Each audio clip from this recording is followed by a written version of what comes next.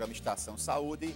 Agora com ela, a nossa consultora na área de odontopediatria, doutora Kelly Dalla Piccola, que faz parte da empresa Odontokids e Teens, que fica na João Maurício, 581, sala 16. Doutora Kelly, seja bem-vinda ao programa. Obrigada. Suas considerações iniciais ao público.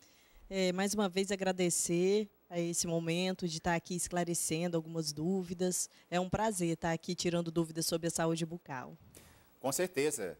Para você que tem criança e adolescente, preste bem atenção nas dicas da doutora Kelly Dalla Piccola, que faz parte da empresa Odontokids e Teens. Quero lembrar que a Odontokids e Teens fica ali na praia de Manaíra, na João Maurício, logo no início, 581. O telefone da Odontokids e Teens é 3578-5003 e 3578-5004. Já está, inclusive, na tela os telefones da empresa Odontokids e Teens. Mas vamos direto, né, ao bate-bola com ela, a nossa consultora na odontopediatria. Vamos à primeira imagem na tela da TV Master. A imagem na tela. A questão da chupeta, doutora. Aí nós temos uma chupeta, possivelmente ortodôntica, creio eu, mas o uso, nesse caso, da chupeta, né? Qual é a relação dela com a má oclusão e com a fala, inclusive? Essa chupeta é uma chupeta ortodôntica e, assim, a chupeta ela tem as suas indicações. Se usada de forma correta até os 3 anos, não vem trazer nenhum malefício, mas depois dessa fase, sim, pode trazer problemas de má oclusão e, consequentemente, a fala também vai ser comprometida. Essa chupeta ortodôntica, no caso, é a chupeta ideal, porque existe a ortodôntica e a não ortodôntica, não é isso? Isso. A chupeta ortodôntica ela já foi desenvolvida para diminuir toda essa alteração, essa deformação na arcada dentária. Então, quando a mãe vai utilizar a chupeta, de preferência, a escolha melhor é o bico ortodôntico. Ok, vamos tentar ver outra imagem agora. Nós temos aqui, hoje, a nossa consultora na área da odontopediatria, doutora Kelly Dalla Piccola, da Odontokids e Teens. Doutora, nós temos 2 imagens já do lado esquerdo, né, que exatamente, me parece agora que nós não temos uma chupeta que não é ortodôntica, e a do lado direito é a questão da sucção do dedo. Essas 2 situações, qual é a pior em relação à questão da má oclusão? A má oclusão aí vai existir nos 2 fatos.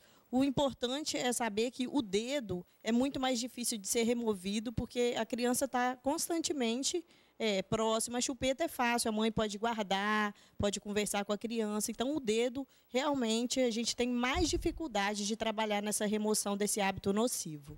Próxima imagem. Vamos tentar outra imagem. Bem, aí continua a situação. Aliás, essa questão do dedo, ela se dá praticamente logo no início, né, doutora? Quais são os conselhos que a colega dá em relação à criança que tem esse hábito? É possível cortar desde o início?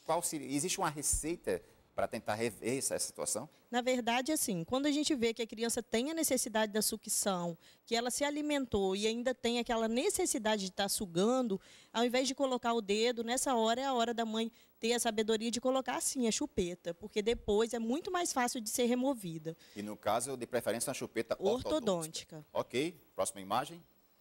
Bem, aí já é uma situação de má oclusão. Aí é uma criança, possivelmente uma criança... não tem idade, 6, 7 anos, é isso mais ou menos? Sim, 6 anos. E aí já provocou uma má oclusão. O que é que nós estamos vendo exatamente nessa imagem? Aí uma mordida aberta, tá? No caso, os dentes superiores, eles não tocam os inferiores. Possivelmente foi um uso excessivo de chupeta ou de dedo, no caso? De dedo ou chupeta.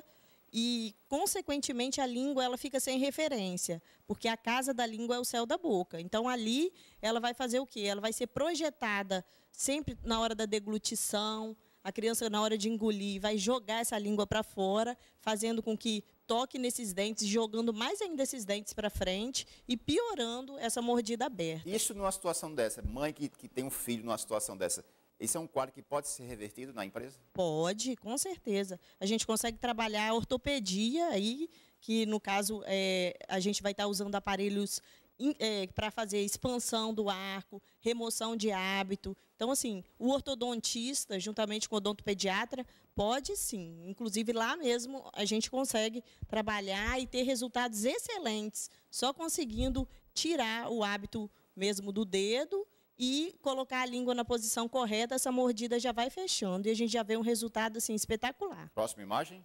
Aí já de outro ângulo, uma mesma situação, aí continua sendo ainda mordida aberta nesse caso? Uma mordida aberta e aí é uma criança um pouquinho mais velha, tá? A gente vê mais a dentição permanente aí presente. Nesse caso não houve nenhuma ação antes, né, anteriormente a mudança de dentição. Nada. Aí já é uma dentição permanente essa da A frente, maioria dos dentes permanentes, está ainda na fase da dentição mista. Mesmo Mas numa situação dessa, tem solução? Tem solução e tem que ser o mais rápido possível, porque essa fase a criança ainda está em crescimento, então enquanto está em crescimento, a gente consegue intervir, porque a gente consegue remodelar essa arcada, fazer com que ela expanda, fazer com que a gente consiga jogar esses dentes para trás, tudo isso com aparelhos ortopédicos. E em alguns casos a gente já entra com ortodontia. Vamos a algumas imagens que nós selecionamos da internet novamente. A imagem na tela, por favor.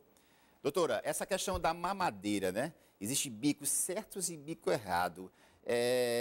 Qual é a orientação da colega em relação a bico de mamadeira? Sempre a escolha melhor pelos bicos ortodônticos, que foram desenvolvidos de forma anatômica para beneficiar e causar menos transtornos na arcada dentária, né? Inclusive é esse do lado praticamente esquerdo, né? Tá? E o direito é o bico errado, que não seria o bico ortodôntico. Errado, que é redondinho, ele provoca... ele piora mais a arcada, né? Inclusive, esse bico ortodôntico, ele imita um pouco o bico do peito, né, no caso, né? Por isso que é chamado de ortodôntico. É bem mais próximo do natural. Né? Próxima imagem. Vamos tentar ver a outra imagem na tela. Aí está mostrando exatamente o quadro 1, que é um caso de mordida aberta, e o caso 2, que é exatamente a solução, uma vez feito o tratamento corretamente. Vamos para a próxima imagem. Tentar ver. Doutora, vamos falar um pouco agora sobre respiração inadequada. Nós temos duas crianças, uma do lado esquerdo, creio eu, que tem uma respiração inadequada, e a do lado direito, uma respiração fisiológica. Daria para a colega falar um pouco de respiração bucal? Aí, nesse quadro, nós vemos aparentemente que a criança, o primeiro bebê, está sem vedamento labial. Então, o que? Ele está com a boquinha aberta, com isso está favorecendo a respiração bucal e não a nasal. Já a criança do lado direito, nós vemos ali ela com os lábios cerrados, a respiração que está ali é a respiração nasal, que ali o ar está entrando filtrado, aquecido, um ar já pronto para chegar no pulmão. Bem, você viu exatamente como o que acontece, né, em crianças que é respirador bucal. Doutora, quais são as características de uma criança que tem respirador bucal? A primeira característica é a ausência do selamento labial, né? A criança está sempre com a boquinha aberta, porque é por ali que ela está respirando. Nós vemos também na face, muita olheira, uma criança que tem muita insônia, tá? Tem um sono muito agitado. A mãe nos relata que, às vezes, a criança baba muito no travesseiro, acorda muito, se mexe muito durante o sono. Por quê? Porque está tendo uma dificuldade de respiração. E, com isso, vai trazer consequências na oxigenação, no desempenho escolar. Então, assim, é muito sério. A gente tem que tratar o mais rápido possível e isso tem que ser um tratamento multidisciplinar. O dentista, o otorrino e o fono vão estar desenvolvendo esse trabalho. Por falar nisso, em respirador bucal, vamos ver algumas imagens finais que nós selecionamos na tela da TV Master, as imagens finais. Aí exatamente é o canal de passagem do ar, nesse caso. Próxima imagem. Vamos ver a outra imagem. Doutora, aqui a criança passa a ter uma respiração bucal devido a algumas questões locais. Nesse caso, me parece que é uma situação de quê?